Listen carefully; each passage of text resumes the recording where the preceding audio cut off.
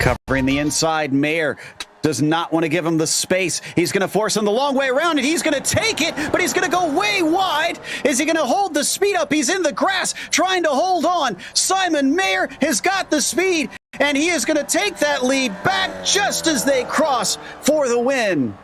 Is this enough to try and finally get this done into the Descida del Lago? He outbrakes him. He has the inside, but he can't feed it out because there's a car there, and Costa does it again, denying him, but fighting back. Here comes Tolinen, going to be on the outside, coming into the horseshoe. It's hard to try and make it stick the long way around to this one, but he's going to do it anyways. Another right-hander leading into this one. It's just the never-ending side-by-side battle, but he gets a shove from behind. Jode and Holly are now vying for the lead down the backstretch. Look at him all the way to the yellow line. Michaud covering him off. Holly backs it up. He is setting him up. Absolutely. I guarantee you right here. And look at how calm he is. Oh, no. That's a slowdown. It certainly is. And off to the bottom of the track. He doesn't have to play any games. Michaud is done for. And he looks in the mirror almost unbelieving of his luck. Here comes Beaufil. Beaufil going to look to the inside, coming into Brundle. Are we going to go three wide potentially? Is Ziti going to try and lift? He is, and they go three wide into the corner.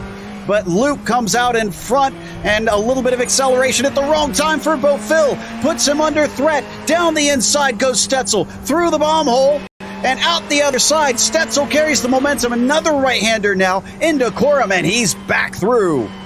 Right on board here with James Holland in that Ninja Trader Esports AM machine. He may have a 2-for-1 going three wide down Kemmel. How about going to the grass to make it three wide, in fact? No one's backing off yet. Doycombe on lap 3. No one's backing off. Horvath now backs it off. Luna nearly squeezes Holland off the track. You're just going to stay together as we get to move to the inside.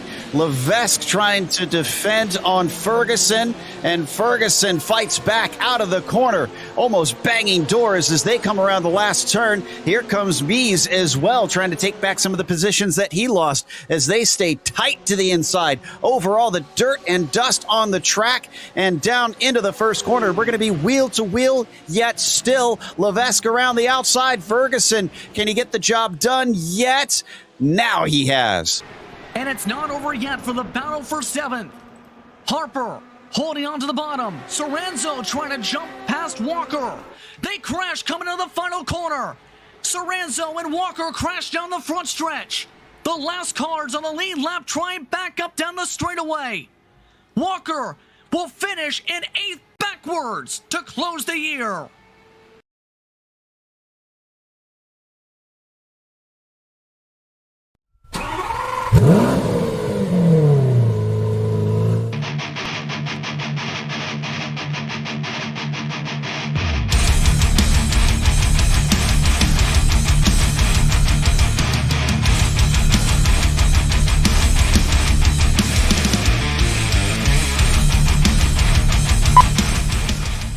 Hey guys, welcome to ASR. I'm Nick, this is Marc-Andre. Hey everybody, so we're just here to announce that in this current season of PRL, we'll be giving away 2 ASR 3s to 2 lucky winners. So stay competitive, keep racing fair, and may the best man win.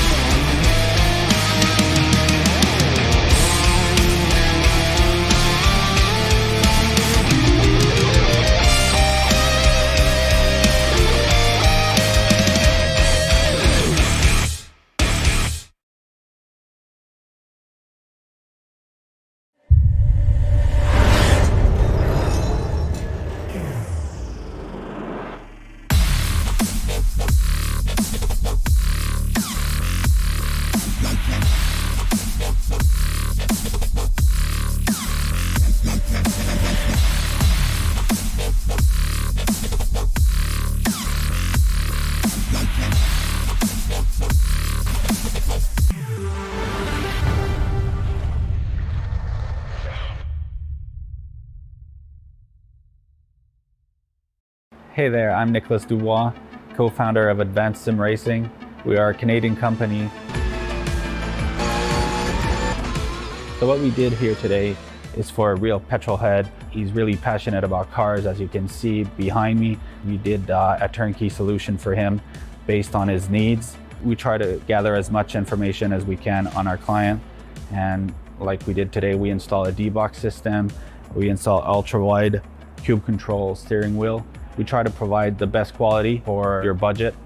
So let's say if you want a budget of 10 grand, we're gonna give you something that's the best for 10 grand. If you want 20 grand, then we always try to stay within your boundaries. We do try to make it as easy as possible.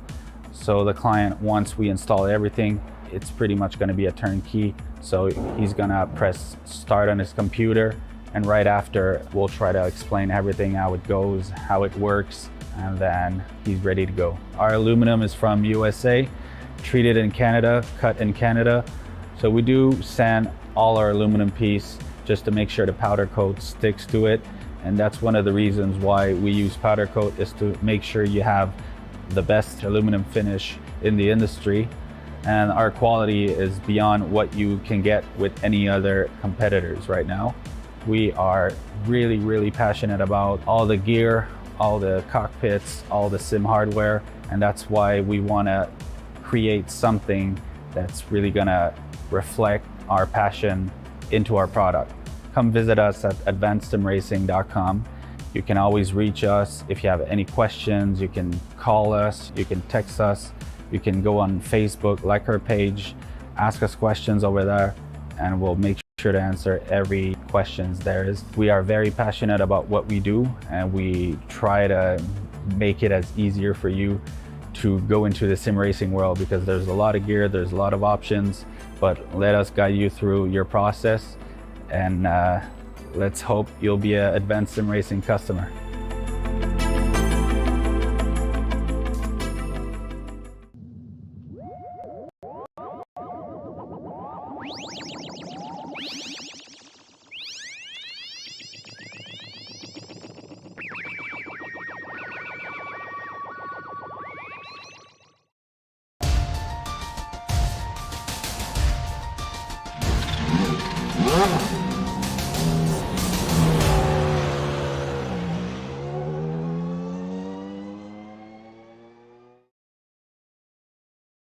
The top three in the standings are separated by only 6 points. Abner Acosta, Bradley Holly and Matthew Long remain locked together in their points fight.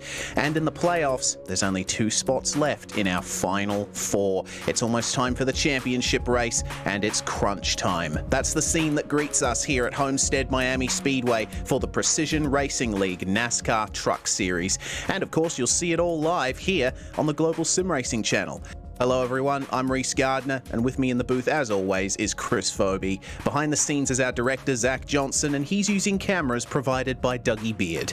Homestead's a far cry from last week's track, Darlington. It's modern, precisely designed and wide with progressive banking. What does it take to go fast around here? Let's see what our track guide has to say.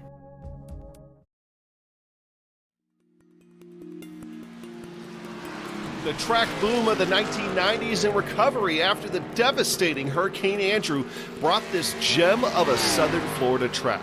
It started out a bit rough.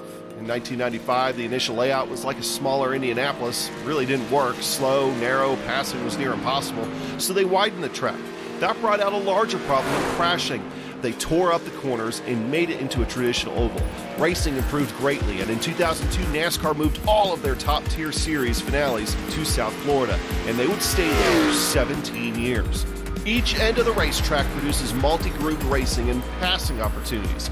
The approach to turns 1 and 2 has produced numerous race-changing moments over the years, as it just invites you to make a move. You hit that 18 to 20 degree progressively banked corner, and it becomes a matter of who can get it back on the gas faster as you hit the backstretch and the row of palm trees that awaits you. Turns 3 and 4 are just as multi-grooved, although a few small bumps in the low lane make the high line just a little more appealing. Even then, guys will use that low lane for a challenge that could last all the way to the checkered flag. Nowadays, Homestead's biggest customers on the oval are NASCAR vehicles. The trucks, B-Class, and Cup cars all make trips here and put on fantastic shows. USAC Silver Crowns raced here as well, and that often shows up on iRacing's official calendar for that car. Welcome to Homestead Miami Speedway, where the racing action is just as hot as those South Miami beaches.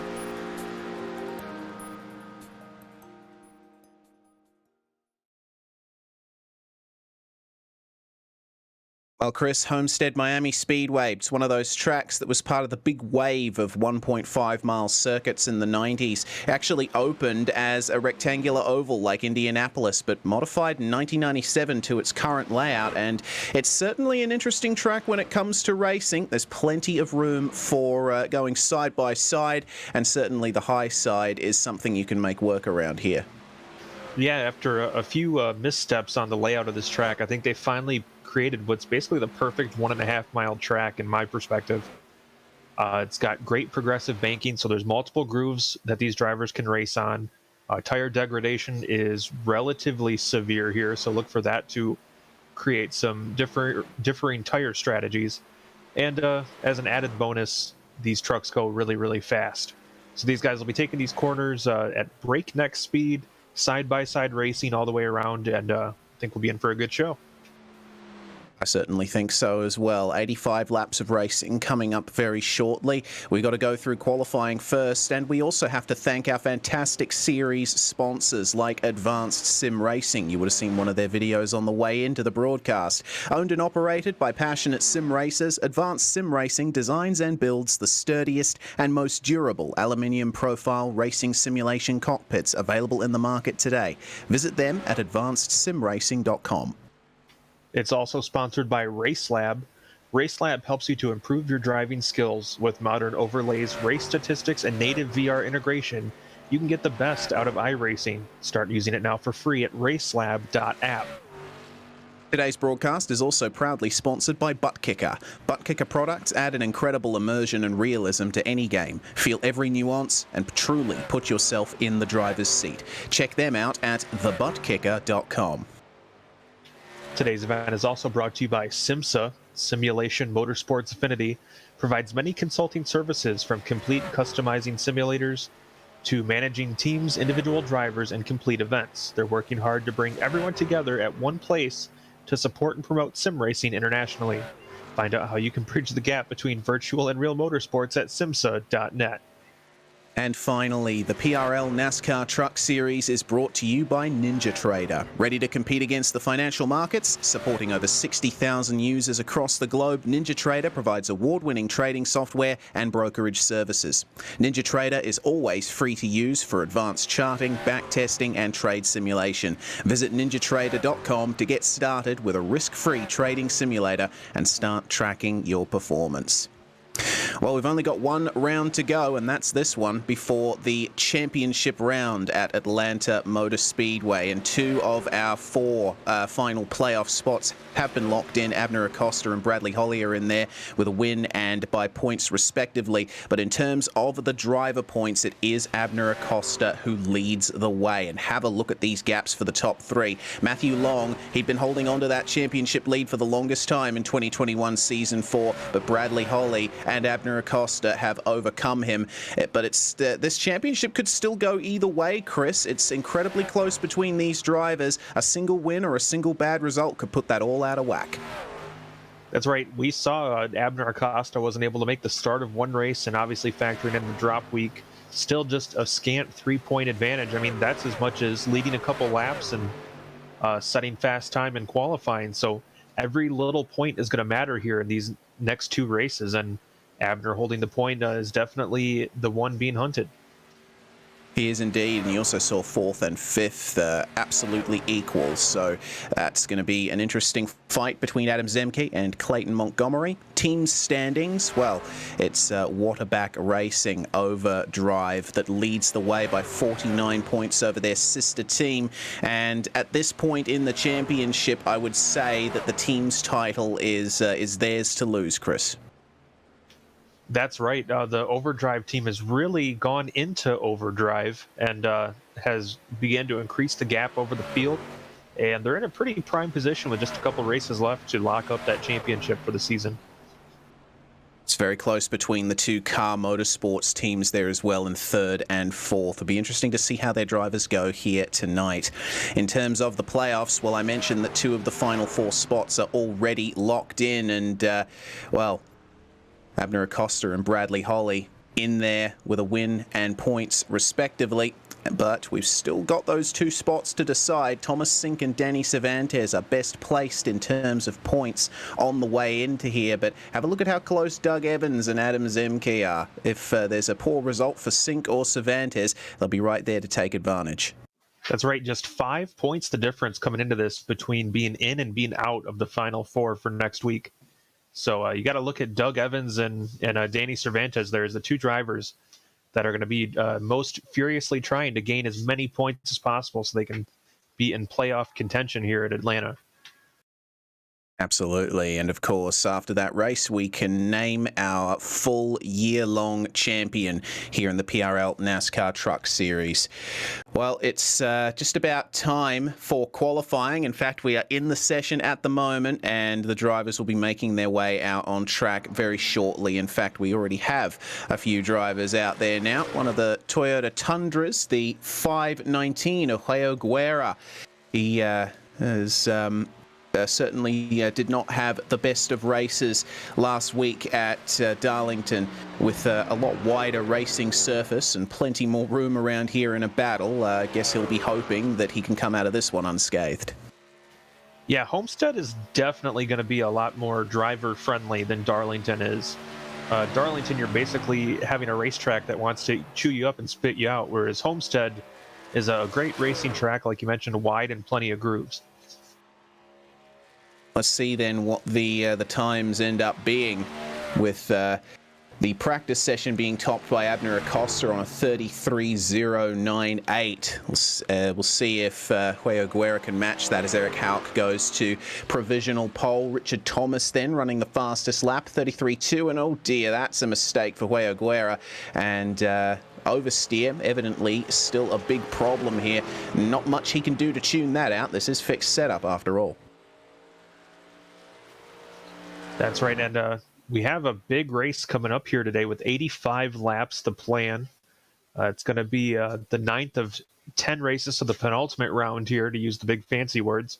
And, of course, they only have the 4 tires race, and at a track like this with that rough, abrasive asphalt, those tire limits could play a role.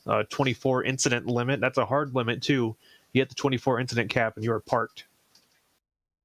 Yeah, the drivers will have to watch out for that for sure. And yeah, you did mention tyres with only 4 sets available, and this track being typically high degradation with the amount of banking, the speed that these drivers carry, and the nature of the tarmac as well. You might see a few drivers today really pushing the limits of those 4 tyre sets. Times are continuing to filter in.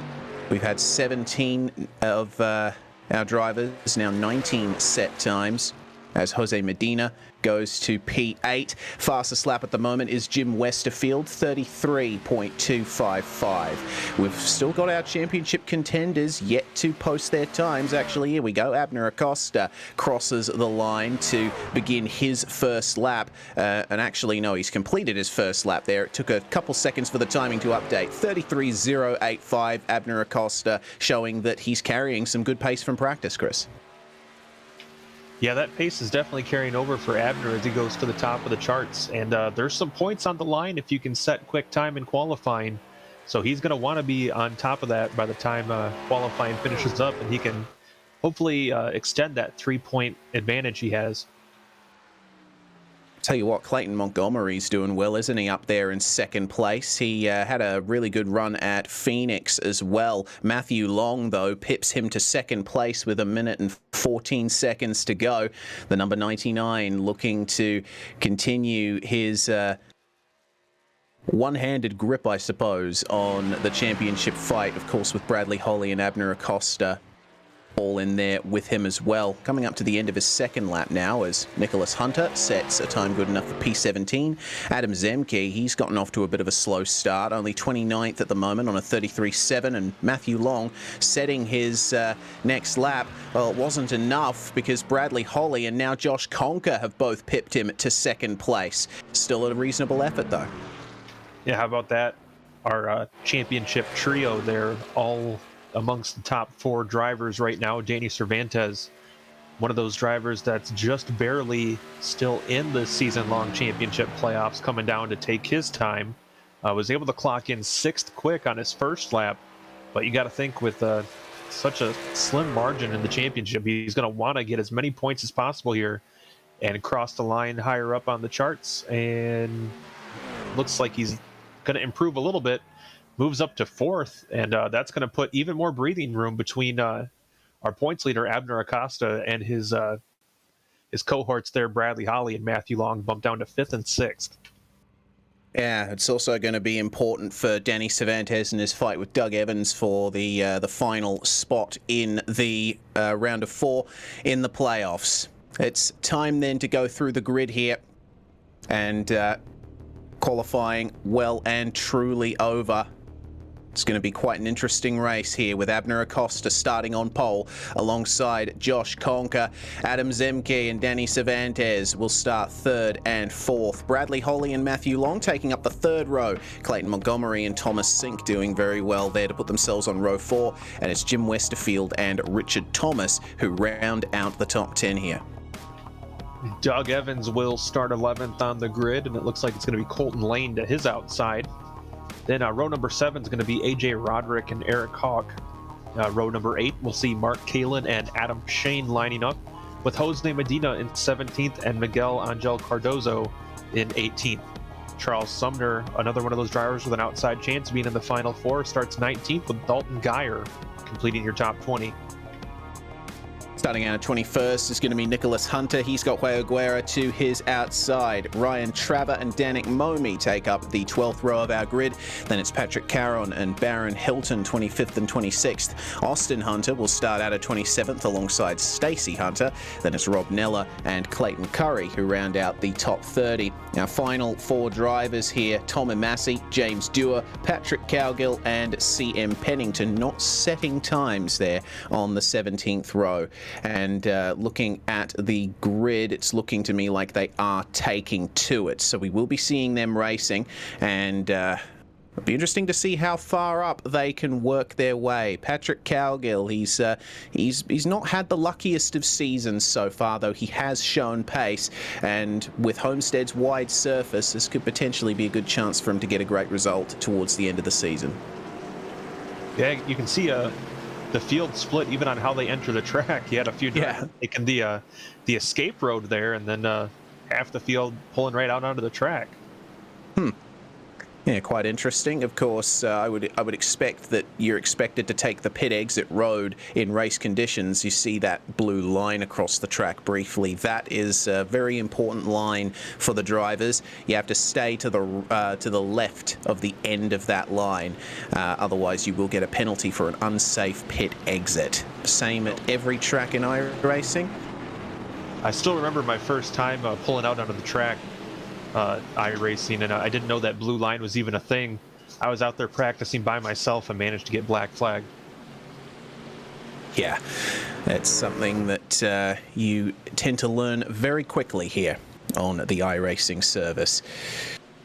Well, for Abner Acosta, as the pace car pulls into the pits, the green flag flies and away we go. We're racing here at Homestead Miami Speedway in the Precision Racing League NASCAR Truck Series, and it is Acosta who's going to lead the way only by half a car length into turn 1. Josh Conker is going to have to slot in behind him there as the rest of the field is running side by side. The high line working well here. We're not seeing single file running happen as quickly as at Darlington for sure. Fantastic stuff here as they come down the back stretch. Abner Acosta leading the way into turn 3, and it looks to me like Adam Zemke has done enough to stay ahead of Danny Cervantes for now, but Cervantes is starting to come at him around the outside there for 4th place. Have a look at these two. Remember, Cervantes, he wants this result. He wants to stay in the playoffs.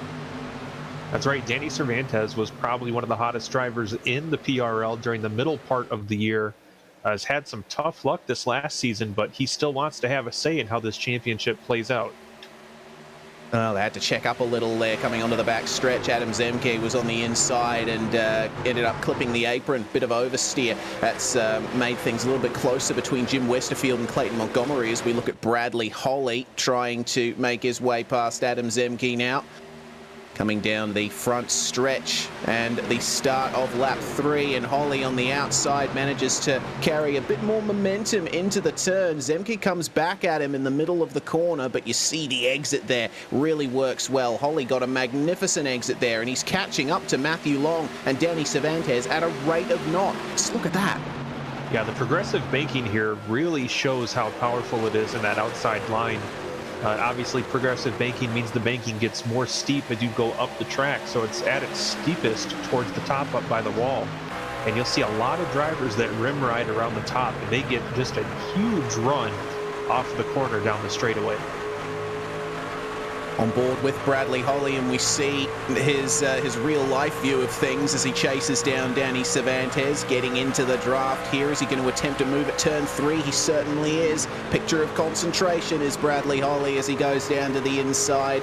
Bit of a seam in the tarmac, but he just clips the apron a little bit, loses a couple of miles an hour as they almost go 3 wide behind them, but they don't. Holly ends up slopping in behind for now versus Danny Cervantes, and he might have to start thinking about conserving his tyres if he wants a chance at getting up there to Abner Acosta, but they've got tons of pressure behind. Thomas Sink, Richard Thomas and Adam Zemke all in a trio and looking to take those positions back too. That's right. We touched on it last week at Darlington, but this track as well as some of that southern asphalt that just seems to have a bit sharper aggregate in it, and because of that, it just cheese graters the tires compared to what you see in other parts of the country. And this track does have a tendency to eat up tires as we get deeper into the run. So if Bradley Holly wants to move up towards the front, he at this point would probably need to start thinking about conservation, because he's ran these opening 6 laps pretty hard. And it's been very difficult to get past Danny Cervantes, though he has done that now. As to the outside, Thomas Sink trying to use that progressive banking up the top to launch himself past the number 11 of Richard Thomas and continue his run. But the top 3 have broken away from these guys. You see just up ahead of them there, that's Matthew Long, and the top 2 are starting to get a bit closer together as the 48 of Thomas Sink tries his best to break free of Richard Thomas. There is the battle for the lead right now, and catching up is Josh Conker to Abner Acosta. He ran a time 600ths faster on the last lap, and he's in the draft, so Abner Acosta could have some challenge here. That's right. Even though Josh Conker is Abner's teammate, you got to think here, he's out of contention for the championship this season, out of contention for the season or the year-long championship. So Josh Conker's out here just trophy hunting.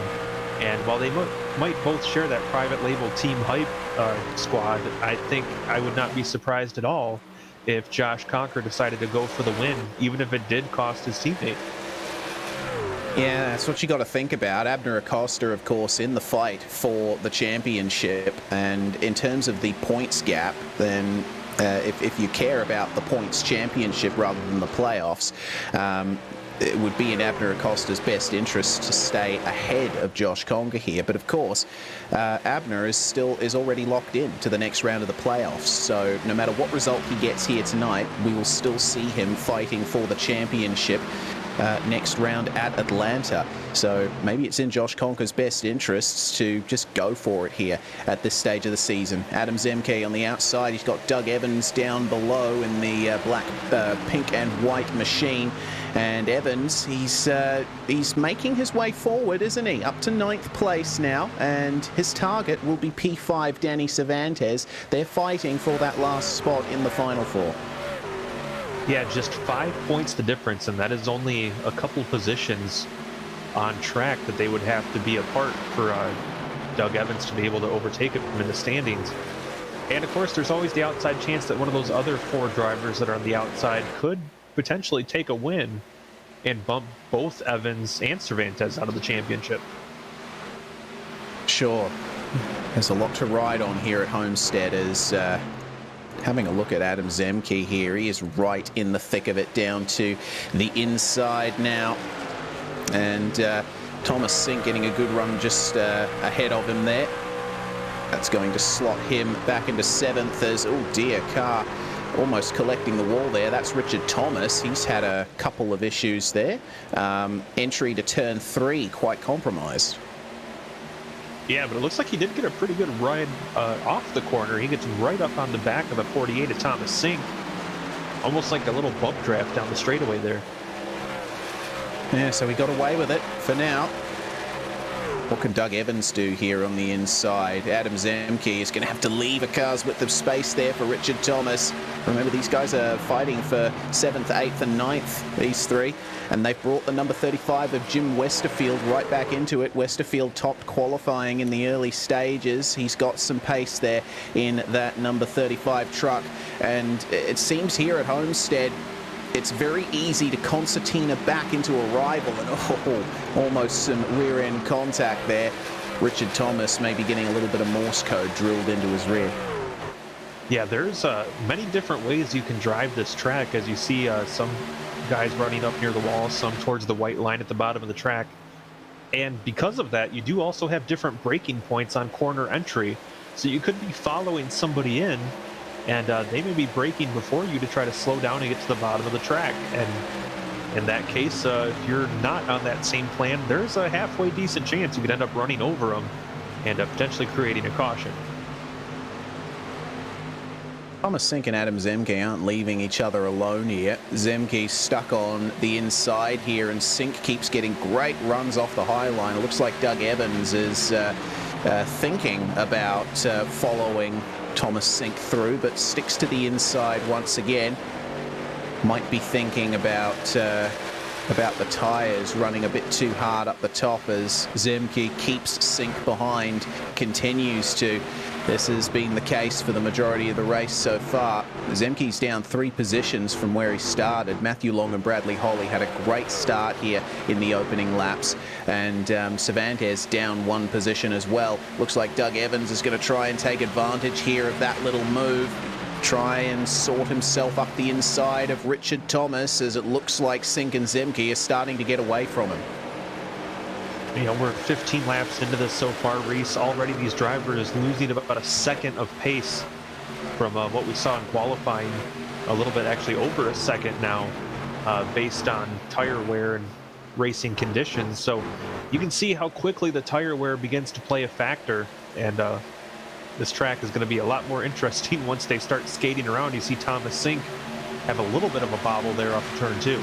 Oh, yeah, and I just saw Josh Conker collect the wall into turn 3. He got a good rub to his right-hand side, did our man in P2, and he has lost some ground to Matthew Long here. It's allowed Abner Acosta to skip back away once again.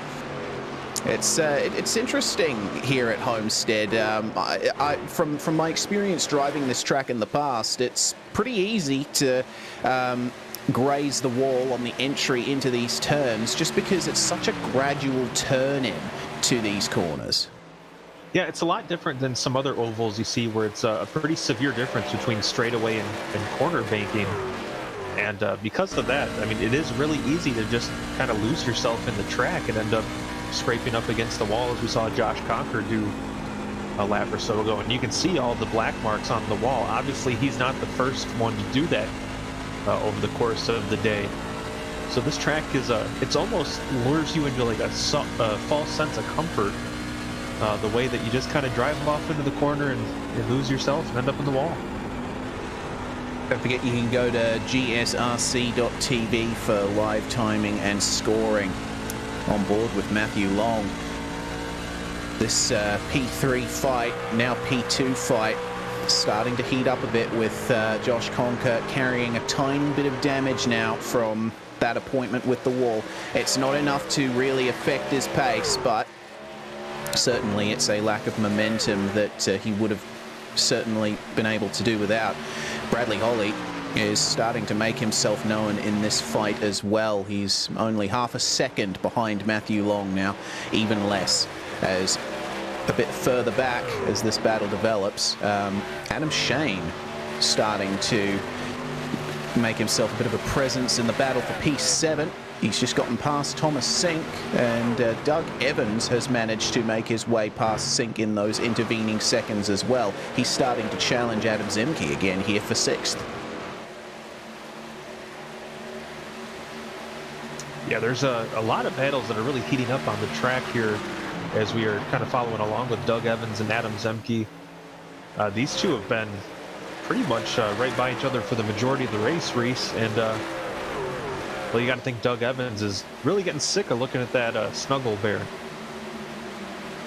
Yeah, I'd say so. Well, he gets a bit of a break from it in the corners, doesn't he? Going down to the inside line.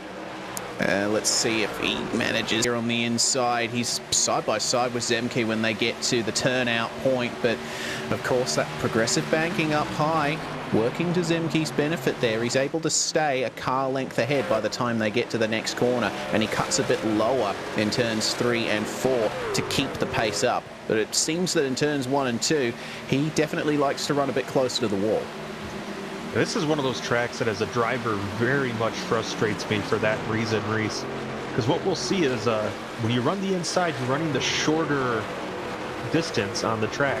So you get up alongside the person that runs the outside just by virtue of that. But then that momentum kicks in. They have that extra gear, it seems like they find, and all of a sudden that person you go right next to just drives away. And you spend lap after lap after lap trying to chip away at that advantage. And you got to be pretty well faster than the truck in front of you to be able to overtake that way. Well, Doug Evans not quite fast enough to really get it done on Adam Zemke at the moment, but I did notice a little bit of oversteer from the 57. Meanwhile, the 99 starting to worry about the 184 here. It's Matthew Long and Bradley Holly fighting for 3rd place here. And seems to me Josh Conker has not quite gotten away from them either. Abner Acosta, meanwhile, he's continuing to set reasonable times there, setting mid-34s, about 34.6. Everyone else behind him running at least 0.2 slower. So Abner Acosta's late season form here is nothing short of phenomenal as Josh Conker goes to the inside and attempts to get a little bit of extra space between himself and Matthew Long. Of course, it doesn't work. Long and Holly running the high line in turn 2, and oh, Josh Conker, he just grazed the wall into turn 3 again. This battle is intensifying. This is all working to Abner Acosta's benefit. That's for sure. Abner has to be absolutely loving seeing this in his mirror, if he can even see it that far back at this point. These drivers that are his championship rivals are racing each other and racing Josh Conker, who's not even in the championship. And that's going to put them further behind, use up their equipment, while Abner can pull away from the field and just kind of cruise. And this is a lot of what worked for him last week at Darlington as well. Exactly. Darlington was a masterclass from Abner Acosta in staying out of trouble, letting everyone else fight amongst themselves and taking advantage, reaping the spoils. Looking like a bit of the same story here at Homestead Miami Speedway as Mr. Long keeps Mr. Holly behind him once more, running a little bit lower this time. Interesting to see.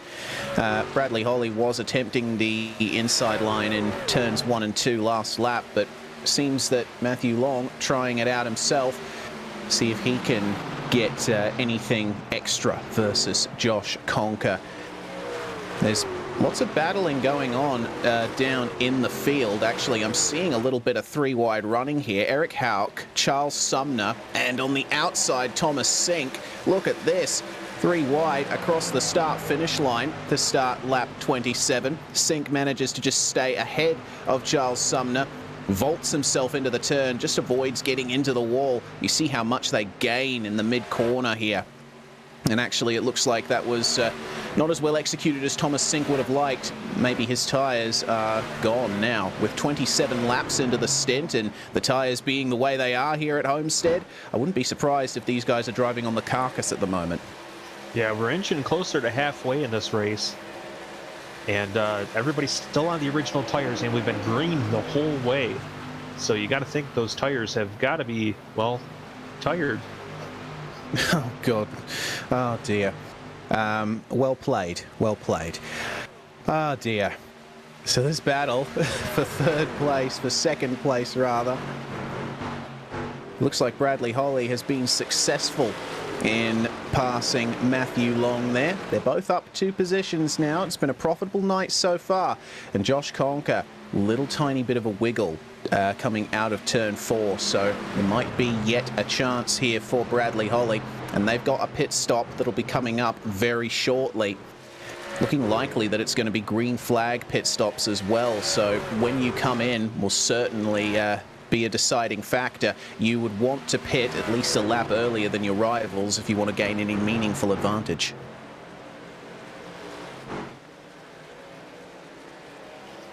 Look at this here. Yeah, this is this could be interesting. Definitely shows the difference between Homestead and Darlington. You try that stuff at that type of move at Darlington, and I'm guarantee at least 2 of you are in the wall. Yeah, exactly. Darlington is basically half the width of Homestead in the corners. It's insane how they managed to get a full field of stock cars around that place. But Zemke still trying to fight here and hold on to a position in the top 10. He's getting dragged along by Evans, Cervantes and Montgomery, and up there is Danny Cervantes trying his best to keep himself with Doug Evans now. Evans now ahead of him, and as things stand, that might just be enough to get Doug Evans into the round of 4. It's going to be a tight battle between those two, and Cervantes is starting to fall back here. Clayton Montgomery has now gotten past him. Tell you what, the racing here today has been great, but you got to imagine Atlanta next week is going to be just as good with all the championship implications as well. A track that's going to race probably very similar to this one. But right now, Danny Cervantes watching his championship hopes potentially slip away as Doug Evans pulls away. Oh, and he pinches Zemke to the bottom of the track. I don't know if he knew Zemke was there, but that definitely could have gone significantly worse than it did.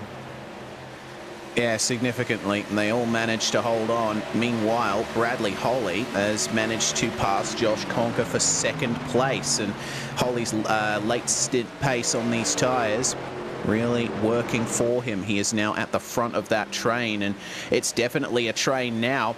There were some isolated groups, but the final 2 spots on the podium, that battle has fallen back into the battle for 4th on back.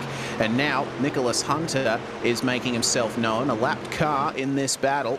So certainly give a bit of an extra slipstream to Matthew Long. But got to watch out for Doug Evans behind. He's been on a great turn of pace here in the late stint as well. He could potentially be on for a podium here if he keeps this up. Yeah, Doug Evans now closing in on Matthew Long, one of our championship contenders there. And Doug Evans has really turned up the wick here in the last several laps.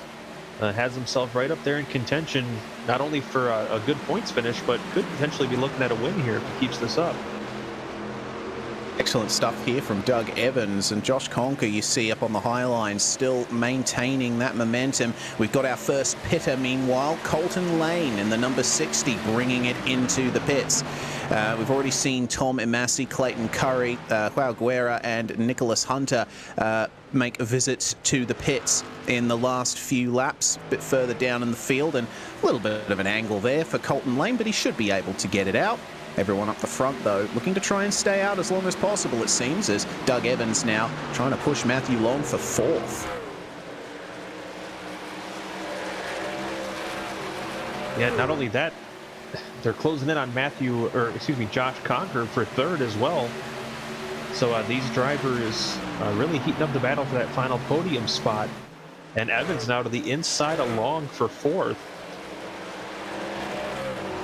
This is great racing here. Josh Conker is still managing to keep some reasonable pace there, setting low 35s, but Doug Evans a tenth faster, and he completes the move on Matthew Long into turn 1. We'll see if Long can hook up the throttle and get him back down the straight. Evans hard on the throttle, a little bit of oversteer there, and more oversteer for Matthew Long. He recovers it, but ends up tapping the wall and losing some momentum, bringing him into the clutches of Clayton Montgomery. That leaves Doug Evans free here to fight Josh Conker for what is now third place. What a great drive it has been from Doug Evans. He's doing everything he needs to secure his position in the final round of the playoffs. Yeah, you have some drivers that when the pressure's on, they step up their game, and some drivers that crumble under the pressure. And Doug Evans at the moment is rising to the occasion and really putting in a tremendous drive today, pressuring a former champion of this series, Josh Conker, trying to get him to make a mistake as he now moves to the inside of Conker. Conker shuts the door, but Doug Evans following in the wake of the 54 machine, trying to break into those top 3 positions. Well, Bradley Holly has skipped away just up ahead of these two, so if Evans manages to succeed here in getting past Josh Conker, he's not going to be getting any help from up ahead. By the same token, Conker's not getting any assistance right now. We'll have to wait and see how close a pit stop is for these drivers. Evans continuing here to force the issue up the inside of Josh Conker into turn 3.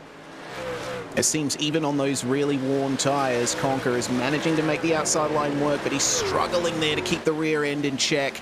Bit of oversteer on the power down, and that's going to be Doug Evans now up into third place conclusively. Yeah, it's just so difficult to keep the truck going the way you want it when the tires are as worn, and especially with that tough driving there. So Josh Conker giving up, looks like maybe giving up another position as well, just trying to keep the truck underneath him right now. It's looking like that pit stop for Colton Lane was a retirement. He's ended up disconnecting from the server. Unfortunate there. We have lost Colton Lane. But the racing continues out here on track. Josh Conker side by side coming into turn 1 with Clayton Montgomery, who's another one of the drivers who started a bit further down and has managed to conserve the tyres enough to really come back at them in the later stages of the stint. The lap car of Danik Momi certainly making things interesting for both of them there. Conker not able to pull a move on Clayton Montgomery again, as Doug Evans holding on now to that third position. He's going to have a lot of work to do here if Clayton Montgomery's pace is anything to go by. Has Doug Evans, with those moves, used up his tyres? That is a very fair point, Reese. Doug Evans drove pretty hard there the last few laps, and we're closing in on halfway in just a few laps, and Doug Evans definitely was racing hard, so you got to think those tires are, again, tired, and it's opening the door for Clayton Montgomery now to try to break into the top 3. Depending on when these guys decide to pit, that could be a deciding factor in the battle. We do have cars in the pits. Eric Hauk, Rob Neller, and Patrick Caron in the pits at the moment. So we're seeing drivers further down in the field all coming in. But of course, the drivers up the front, battling as closely as they are, they want to try and extend this stint out as much as possible so they have the freshest tyres possible at the end of the race. Here is Matthew Long. Now back into the position he started, but looking to gain it back into 5th place versus Josh Conker here. Conker has definitely fallen off in terms of pace in these last few laps. His tyres completely shot, and Matthew Long doing almost enough here to gain the position. Adam Zemke starting to come back at him as well. He's going to be dragging Danny Cervantes and Adam Shane with him as well. They're going side by side into the first turn behind them. And really close here, but in turn 1 between these two. Matthew Long struggling there to put the power down. And it seems Josh Conker doing just enough to hold on to this position, but this side-by-side running is allowing Adam Zemke to flit his way up to the back of this battle. Zemke could be looking at a potential top 5 here once more. You know, I'm surprised once we had people start hitting pit road. I really expected it was going to be like a land rush to get down there, but even with the few stragglers we've had hitting pit road, none of our top runners have really made a move to get pit side, get some fresh tires on, and I'm really surprised by that.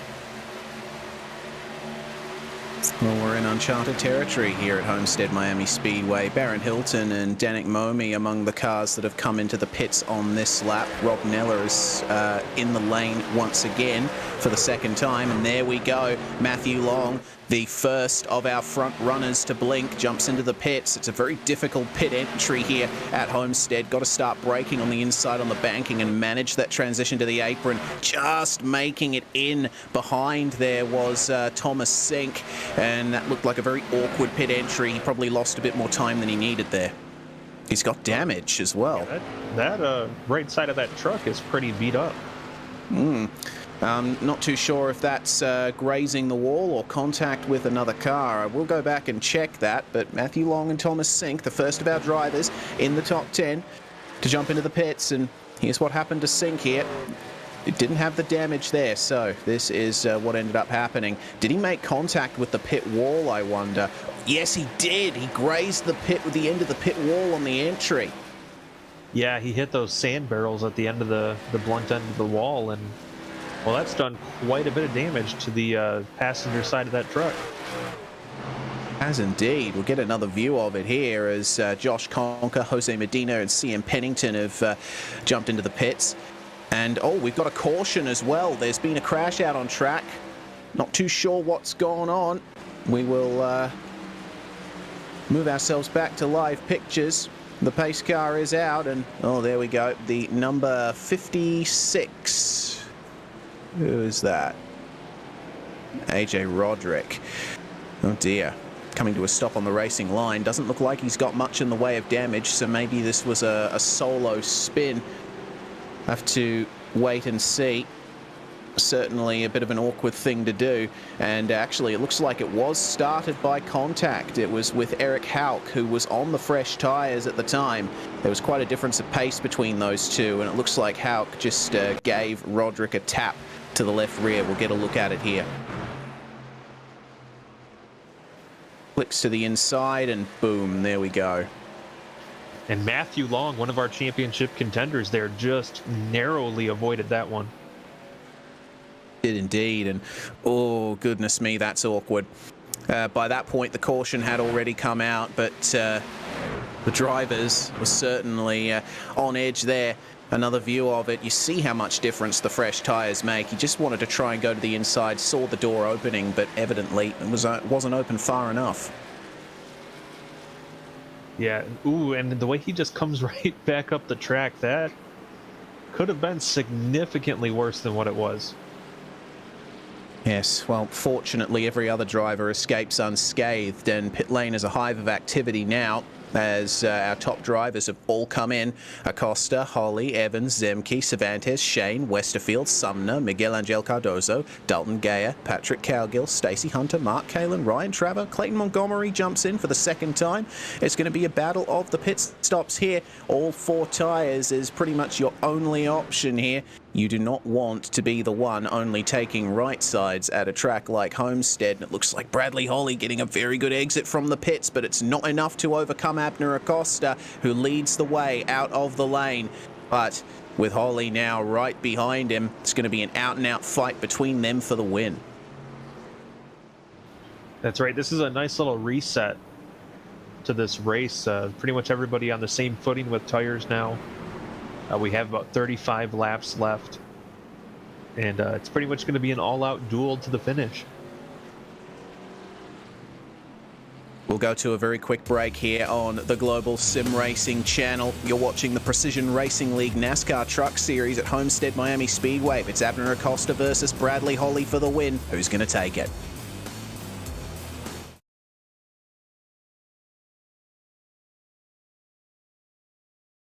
Hey there, I'm Nicholas Dubois, co-founder of Advanced Sim Racing. We are a Canadian company.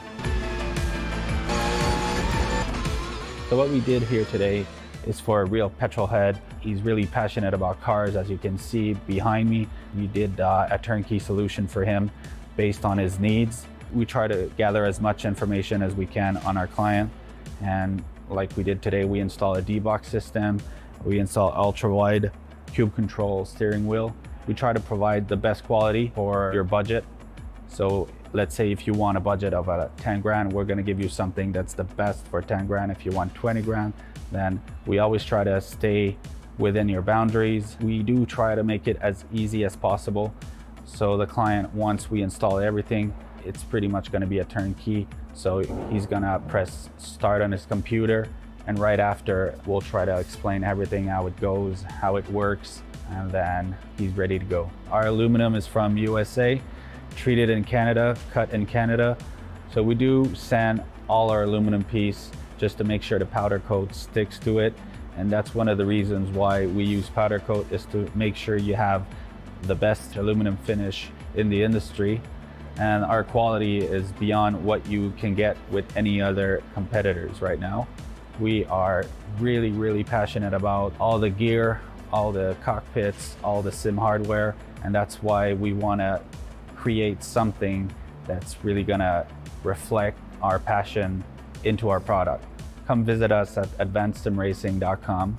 You can always reach us if you have any questions. You can call us, you can text us, you can go on Facebook, like our page, ask us questions over there, and we'll make sure to answer every questions there is. We are very passionate about what we do, and we try to make it as easier for you to go into the sim racing world, because there's a lot of gear, there's a lot of options, but let us guide you through your process, and let's hope you'll be an Advanced Sim Racing customer.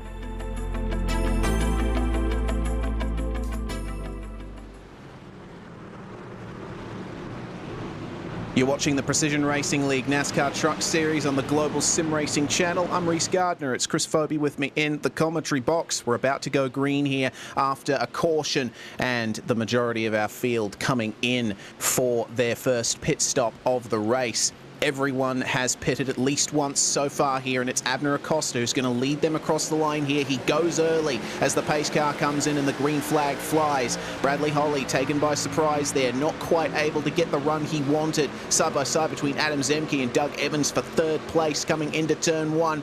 But Abner Acosta doing everything he needs to do now to continue leading the way and try and grab this win. He's been the best on pace so far, so Bradley Holly's got an uphill battle. But Doug Evans and Adam Zemke, that's where the big fight is up the top.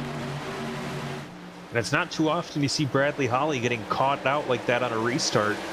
So big credit to Abner Acosta getting away like that. But how about what that caution has really drawn back together is Doug Evans and Danny Cervantes now within shouting distance of each other for that final position in the finals for the championship. Yes, indeed. We've got the round of 4 next week at Atlanta Motor Speedway to decide our playoffs champion. Doug Evans and Danny Cervantes, as we highlighted at the start of the broadcast, they're very close on points. One of them will be in, one of them will be out after this.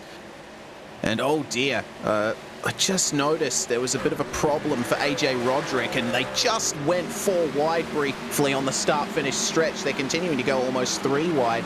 Looks to me like Roderick had a bit of an oversteer moment. Fortunately, all the drivers have been able to get through it, but looking like some quite interesting fighting here in the midfield. This is the battle for about 14th, 15th place. Yeah, this caution has really done a great job of drawing the field back together, and has really got these guys racing fast and furiously here in the last 32 laps. One driver that hasn't come out the best from that pit cycle is Matthew Long. Remember, he came in under green flag conditions, so he lost a lot more time than everyone else in the top 10 did, pitting under caution. He is down in 13th place now, looking to try and work his way forward. Yeah, Josh Conker did not benefit from the way that pit cycle fell. And Matthew Long didn't as well. It put him behind the 8 ball. And so those are 2 drivers that were towards the front for most of this race. I now have a tough road to hoe here in the last section of this race. Now, you mentioned Josh Conker. He's down in 25th now off this restart. And there he is, all the way down in the field, and with not much help from the draft up ahead. This guy started second, remember. Hasn't exactly been the best of runs here since the green flag dropped, and he's carrying some damage to the right rear as well, which certainly isn't going to be helping him out. Just up, oh, whoa. Something going on here. Car down to the apron. That's the 89 there of... Patrick Carron down in 28th position. That could have gotten a bit leery there, but he managed to get back on the track safely and give everyone room. Yeah, I think if this were if this race were being ran by the FIA, I think that would have been an unsafe return to the track, but everyone avoided him, so we'll stay green. And tough break for Patrick Karen, going to lose a lot of ground there, but at least we get to keep racing. That we do, and Josh Conker will continue here his advance back through the field. That's Tom Massey up on the high line that he's just passed. Now up into 23rd position. He's got Austin Hunter and Thomas Sink just up ahead of him. Well, Abner Acosta has broken away from the field to the point that he's not showing up as part of the giant battle behind him on my live timing screen. Bradley Holly, he's done the right thing. He's done what he's needed to do. He's managed to put down some great times here at the start of the stint and keep himself in second place ahead of Adam Zemke, but it seems that Abner Acosta just has that little bit extra versus everyone else here today. It was the same story at Darlington. Acosta is coming in leaps and bounds on the oval side. That's right. He's a pretty recent transplant from the road racing side of the PRL. Came over last year, I should say, to join the oval side. He has really picked it up this season. 4 wins just in this last season alone. I mean, Abner has found a different gear, and I've been around this series for a pretty fair amount of time, Reese, and it's not too often you see somebody basically take Bradley Holly out to lunch, but Abner Acosta has just been absolutely killing it this season. Yeah, it's one of the most impressive performances I've seen in my very short time commentating with Global Sim Racing channel so far. 25 laps to go. And Abner Acosta leads by 1.3 seconds over Bradley Holly. Adam Zemke another 3/10 behind that. And I just saw a glimpse there of Zemke using the high line as he is wont to do. And this battle just behind them, Denny Cervantes, Adam Shane, Jim Westerfield, Charles Sumner, all in this battle. There goes Adam Shane trying to squeeze up the inside of Denny Cervantes, but that progressive banking working to the 25's advantage once again. He's only a position behind Doug Evans, and it looks like it's going to be an out-and-out on-track battle here between Evans and Cervantes for the final spot in the playoffs. And did call out to Adam Shane running up there in the 6th position. Driver's had some struggles here the last season or so, but he is looking impressive today. And we haven't gotten to talk about him too much, but sometimes that's a good thing. Yeah, it's been a quiet race for the Carolinian, and he's done incredibly well, up 10 positions from where he started. And you're right, quiet races are often some of the best ones. You don't have as much stressing you. I'm sure there's been a lot stressing Patrick Cowgill, who is the biggest mover in the field, up 24 positions now into 9th place. You see him just behind this group. Yeah, Patrick's got to be exhausted after this one. He's really driven his way up through the field. It's taken a good amount of time to break into the top 10 after starting 33rd on the grid, but he's not doing a bad job managing this one so far. Getting harassed a bit there by Clayton Montgomery and Matthew Long as well, who is steadily working his way up through the field. You see him in the 99 just behind them there. So let's see what Clayton Montgomery can do to hold on to a position in the top 10 here. It was a pretty good qualifying performance from the number 45, and he'll be disappointed if he doesn't get a top 10 out of it, but there's still plenty of this race left to go. 21 laps to be exact.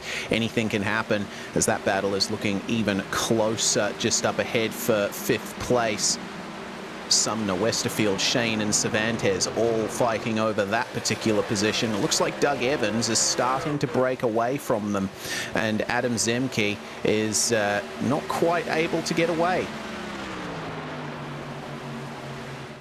Well, Reese, we're closing in here on 20 laps to go. We're in the closing stages of this one, and still a lot could happen here, especially you look at that battle for 3rd. You have 3 really fast trucks there trying to get the chance to be interviewed by one of us. Zemke, Evans, and Cervantes, in addition to all the other things that are on the line, of course. Yes, those irrelevant things like championships and thereabouts. But the number 41 of Doug Evans has done a fantastic job in this race so far, and really showing what he can do here, Evans, as he pressures Adam Zemke in the bright blue machine. Winner of round 1 of 2021 season 4 is Zemke. He has not been able to get to the top spot since, but he's done well enough here to have a very good season, and he might very well be out of playoffs contention if he doesn't get the result he needs tonight. But I still think he can be proud of what he's done here at the end of the year. Oh, for sure. Zemke has had a tremendous season. I mean, picking up that opening round win and really being a contender every week for the most part. He's had his share of rough luck, as we all do throughout the season. But Zemke has really nothing to be ashamed of these last several weeks. Been good, consistent performances from the number 57, and he continues to keep the 41 behind. So that is the battle for third place on the road right now. Cervantes starting to, it seems, come back at Doug Evans. 34-4 for Evans, 34-4 for Cervantes. So they're still very well matched here in the dying stages of the race.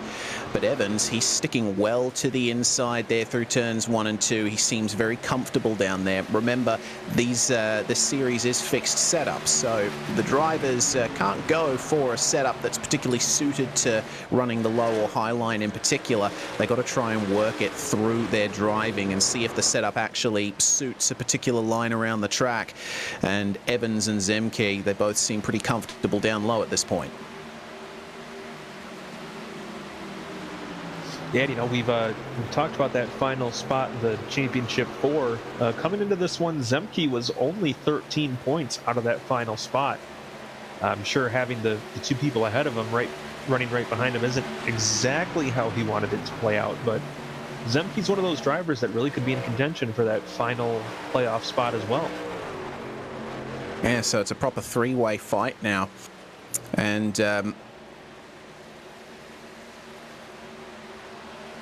exactly what the finishing order needs to be for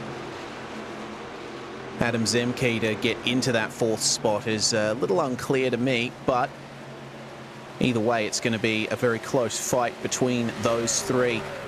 And we will lock in our final 2 drivers for the championship race at Atlanta. The 45, meanwhile, of Thomas Sink. He is currently 3rd in the playoff standings right now, looking to try and catch up here to this battle with Charles Sumner and Clayton with Charles Sumner, sorry, it's Clayton Montgomery in the number 45. My apologies. Getting my numbers confused here, which is something that I tend to do every so often, but either way, that is the battle for 6th place at the moment. Right, Charles Sumner, another one of those drivers that was having a pretty smooth day so far, running up in the top part of the field, and could still put away a pretty good finish today, Reese. Certainly could, up 12 positions, and here we go for 3rd. Doug Evans just slots ahead of Adam Zemke in the timing, but have a look at the run off the top on the progressive banking once again.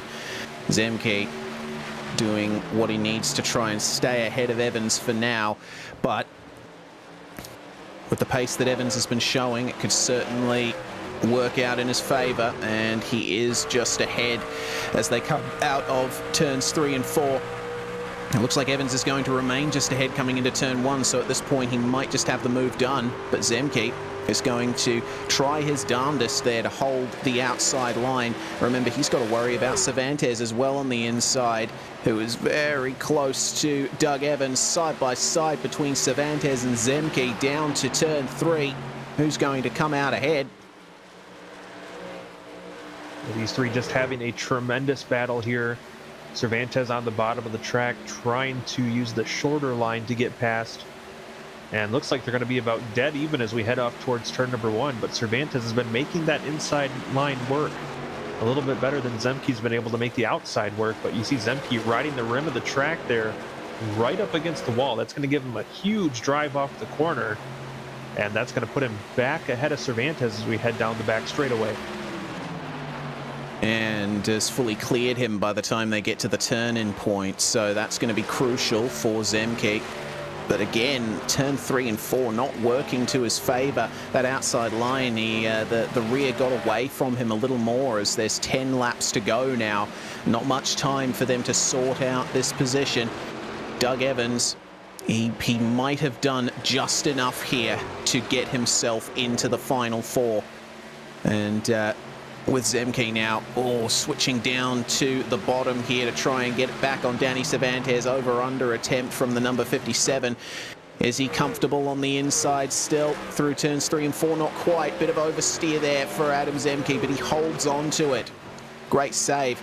And it didn't look like he was doing much from the outside, but I'm sure he was soaring away at the wheel to try and keep that truck in check. But Cervantes has now passed him. Well, no shame in that for Adam Zemke. He's given it his all, and he's going to try to fight back. Running back up against the wall again. He'll get a good run off to the corner, but Cervantes now decidedly in front and already has his focus on Doug Evans up ahead. Well, with 9 to go now, the difference in lap time will start to become apparent here. Let's see what it's like for Evans. 34.801. For Cervantes, 34.793.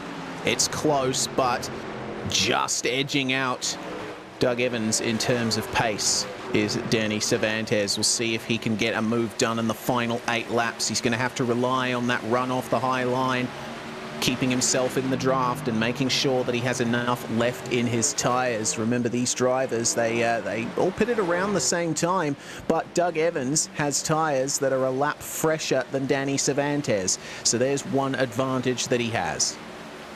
Doug Evans also catching the lap traffic there at a slightly better spot than Cervantes did, so that's going to help him out a little bit.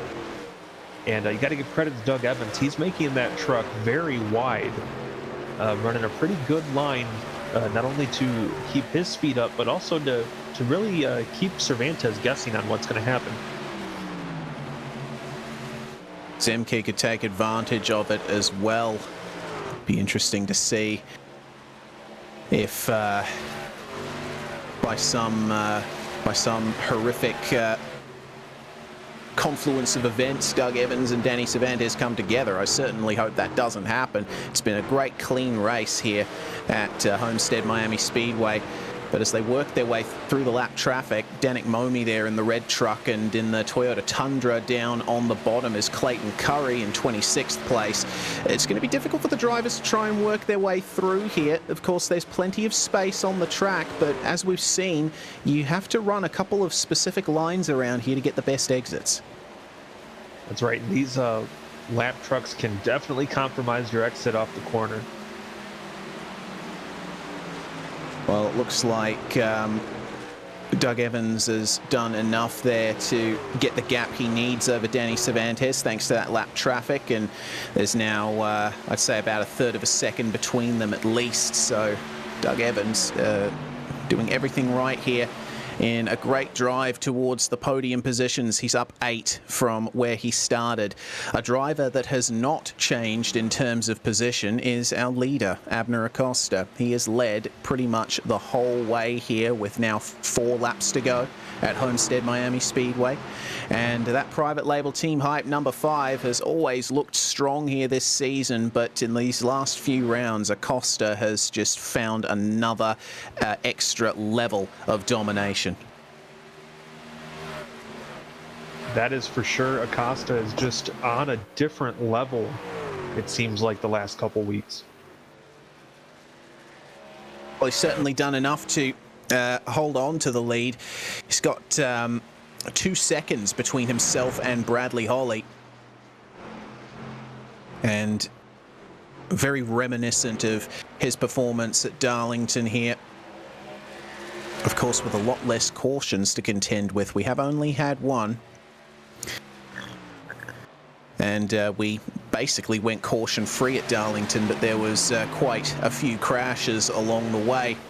None such here, only a couple of isolated incidents involving one or two cars.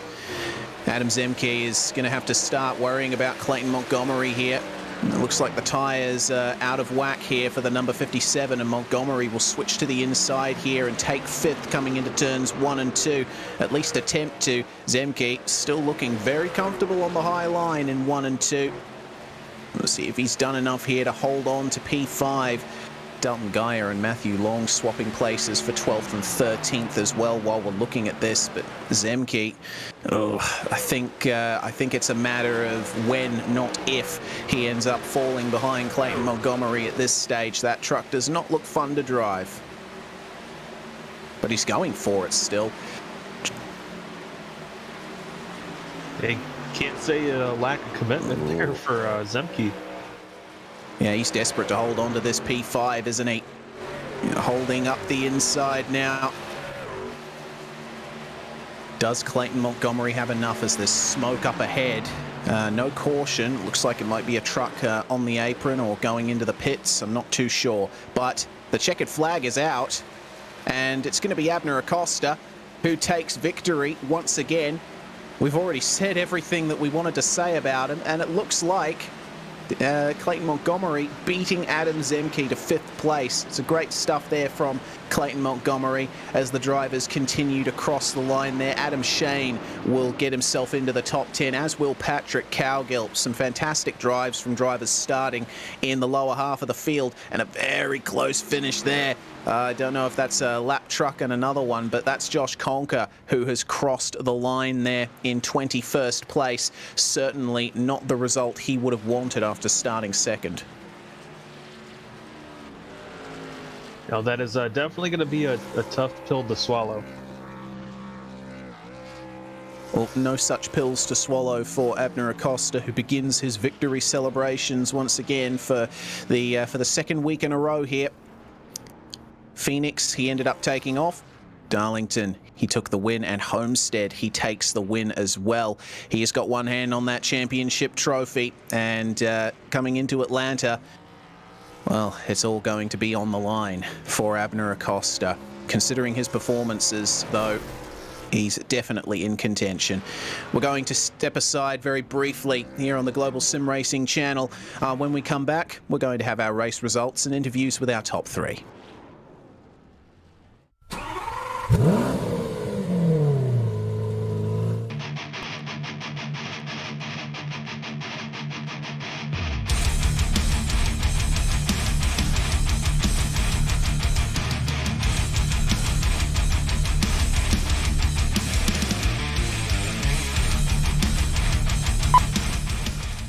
Hey guys, welcome to ASR. I'm Nick, this is Marc-Andre.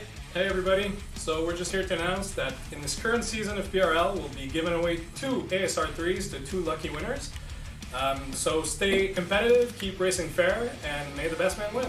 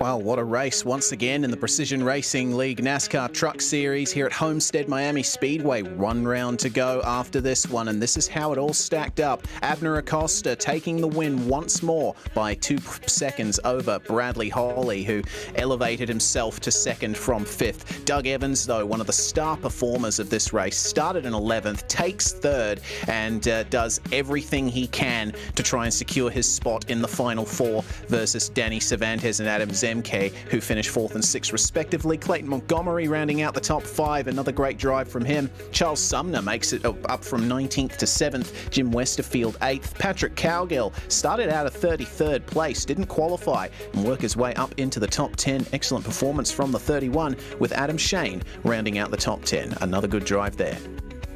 Just outside of the top 10 was a nice recovery drive from AJ Roderick after being the protagonist in our one and only caution. Miguel Angel Cardozo in 12th, followed by Dalton Geyer with a great 13th place run for him. Mark Kalin 14th over Stacy Hunter, then Baron Hilton in 16th, Richard D. Thomas 17th, Ryan Traver, Jose Medina, and Austin Hunter completing your top 20.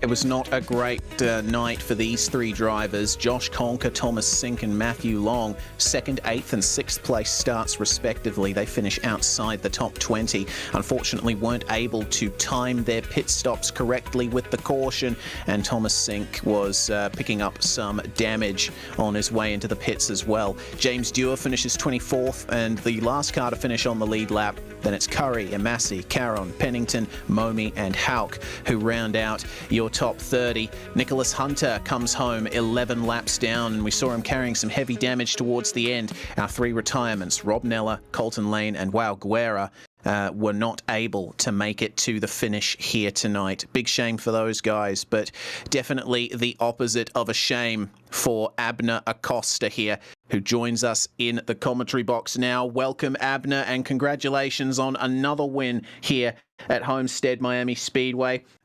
It's certainly a bit of a different track to Darlington. What did you have to apply differently this time?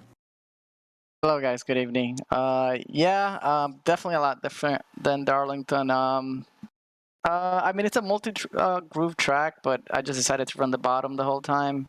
So as far as what's the same as Darlington, you just have to be really patient when you get on the throttle. If you get in too early, you're just going to burn your tires. So it's all about just letting it coast coming in and just being patient. Yeah, just trying to, luckily I started in the pole, so I didn't have to fight anybody, so I could apply that strategy and just save my tires and eventually come out ahead. Yeah, tires were incredibly important here at Homestead. I hear that the track is very difficult on the rubber. Yes, it is, especially if you decide, I think, so the top line, it's very useful in traffic, but I think, and I could be wrong, I think if you use that too much, you burn them as well. So it's pretty much bottom and mid, but if you stay consistently on one and you kind of get the hang of one line and you just consistently run it without burning your stuff up, you'll definitely come out ahead. Well, we come out of this with your position in the round of 4 already locked in, and Bradley Holly making it in on points as well. You finished 1 and 2 here at Homestead, and it's looking like it might be the same case next week at Atlanta. So how are your preparations going for that? Haven't done any laps yet in Atlanta, but you know, I think I prepared well this week. I did 3 practice races, and it showed. I think I led a lot of laps today, so I mean, it's anybody's game. Again, anything can happen in this playoffs. I could win all the races up until now, and next week just some crazy thing can happen. You know, late yellow. You know, Bradley's also really fast. Obviously, he was there at the end. It's anybody's race. So basically, I can't get comfortable. Just gotta put in the practice and go out there and win. Oh, before we let you go, Abner Acosta, anyone you'd like to thank from your stable? Yep, I want to thank everybody, Private Label Team Hype, Ethica, Tomahawk Shades, Neonism, everybody in the box, Tommy Milner, also Josh.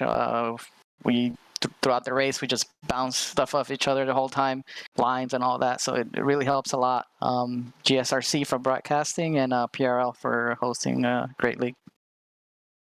That's Abner Acosta there in the number 5 in the top spot for the 5th time this season.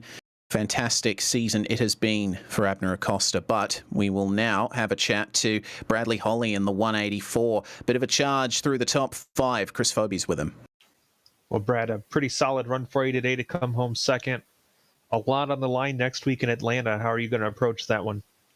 Try to practice as much as I can. Abner's a tough driver to beat, and I'm going to have to bring my A game and then some. Now, today was a pretty quiet one for you. Tell us about your ride here in Homestead. I was just trying to, bide my time at the beginning, and then when we had that caution, and I took it way too easy and let Abner get away. I feel like if I would have stuck with him, and maybe it could have been a nice little fight between me and him at the, to see who could win. But once he got that gap, I couldn't get it back. All right, Brad. Anybody you want to thank to help make today possible for you? I'd like to thank all the waterback guys. We practice week in, week out, just to try to be up front. I'd like to thank you guys for broadcasting us week in and week out. You always put on an amazing show. And all the PRL guys, we work hard to try to make this league as fair as possible and as fun as possible. All right, that's Bradley Holly, our runner-up finisher today. Back to you, Reese. Back to me indeed for the final driver interview of the night, the number 41 of Doug Evans. And a fantastic drive it was indeed, from 11th to 3rd. Doug, great night for you here at Homestead. Yeah, thanks, man. It's been a long time coming, getting to talk to you guys. So it was a good race. Certainly was, and was a race-long battle with you, Danny Cervantes, and Adam Zemke for that final spot in the round of 4 as well. Yeah, I knew coming in that it was going to be pretty tough for me to get through. Danny's been running really well all season. So has Adam, and I knew I hurt myself last week at Darlington, so just had to put together the best finish I could, and I guess see where everybody landed, which was all grouped together. Yeah, so do you believe that you've done enough to secure your spot for the championship race next week?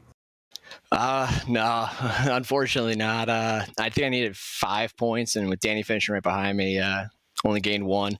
I was really, really hoping it was going to go green and cycle all the way through pit stops. I was committed to staying out that entire time and at least getting a point for leading a lap. So I think I was probably one of the only people who was upset to see that caution come out. Well, of the ones that had stayed out at that point, at least. Well, commiserations from us here at GSRC, but still, I mean, the drive that you had here at Homestead Miami Speedway, certainly quite spectacular, particularly in that opening stint. You were making moves left, right, and center. Were you concerned about tire life though, coming up to the pit stop? No, I had I'd been conserving my tires pretty much that entire first run. Yeah, I knew just take it easy the entire time and not get too worried about like if one or two guys got around me early, because as long as I stayed committed to the line I was running, my tires were going to be there for me around lap 30, 35 when everybody else's fell off. So just had to stay committed to it and trust that it was gonna fall back to me and we were gonna go green. And thankfully we did, as long as we did. We did indeed, and certainly you should be happy with a podium here finally in 2021 Season 4. Doug Evans, thanks for joining us. Anyone that you'd like to thank? First off, I want to thank Phil over at Miracle Flow for supporting me this long. I think friends and family have been watching, and of course PRL for putting this on every week, you guys for broadcasting, and the Waterback guys for working with each other every week and making sure everybody's good to go. And clearly it worked this week. Had a good run. Good run indeed for the Waterback teams here at Homestead. That's Doug Evans there, 3rd place in the round here. Well, Chris, that's going to bring to an end proceedings for tonight. Another very interesting race here at Homestead, but we go to the championship round next week. That's going to be where it all comes down. That's right. We had an amazing race here today. A great dominant performance by Abner Acosta. Solid racing throughout the field. And I expect we're going to see more of the same next week in Atlanta, but we're going to crown a couple champions and end the year on a high note, I think. Certainly will. I hope that you join us next week for that here on the Global Sim Racing channel. One more time, we shall thank our brilliant supporters here of the league and of us here at GSRC. Advanced Sim Racing. They design and build the sturdiest and most durable aluminium profile racing simulation cockpits available in the market today. Visit them at advancedsimracing.com. RaceLab, it helps you to improve your driving skills. Start using it now for free at RaceLab.app. ButtKicker as well. Feel what you've been missing at thebuttkicker.com. SimMSA. Find out how you can bridge the gap between virtual and real motorsports with Simulation Motorsport Affinity at SIMMSA.net. And finally, of course, NinjaTrader. Visit ninjatrader.com and get started with a risk-free trading simulator to start tracking your performance. Big thanks must go also to the companies that provide the software and hardware for our broadcasts listed here on your screen. Additional thanks to June Lalonde, who provides our wonderful music. Check out her Bandcamp page for more of her great work. Thanks to the team today. I'm Reese Gardner, Chris Phoebe and Zach Johnson in the booth as well, and Dougie Beard constructing our camera packs here. You can find more info about GSRC at globalsimracingchannel.com or through our social media on the bottom of your screen. Also, please check out our merchandise store at simracingmerch.com/GSRC. We keep a link in the description below. Don't forget to subscribe to our YouTube channel as well so you don't miss a moment here on GSRC. The next race of the PRL NASCAR Truck Series is the championship race at Atlanta, the round of 4, November the 24th at 8:50 p.m. Eastern Time. We also have upcoming races for other series listed on the screen, so check those out and mark them down on your calendar. But until next time, race clean, race hard, and we'll see you on the track.